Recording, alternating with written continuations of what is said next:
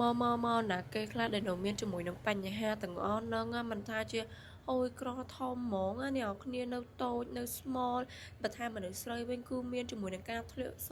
ធំក្លិនរ៉ាំរ៉ៃហ្មងចា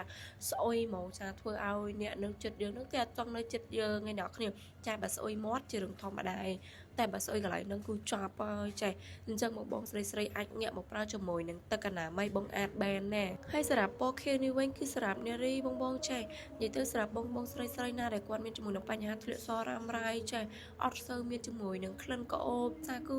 ស្អុយផ្អប់ផ្អាប់ដូចផ្អកដូចប្រហុកអីហ្នឹងបងចេះហ៊ានទៅនិយាយថាបងឯងប្រើជាមួយនឹងទឹកអនាម័យបងអាចឃើញទទួលបានជាមួយនឹងក្លិនក្អូប perfect ហ្មងចេះហើយបើនិយាយរឿងពណ៌វិញគឺញាក់សាច់ហ្មងចេះអានេះពណ៌ក្រហមចារបស់មនុស្សប្រុសចេះបងប្រុសចង់បានធំចង់បានវែងចង់បានលូតលាស់ចង់បានរឹងមាំបានយូរអីហ្នឹង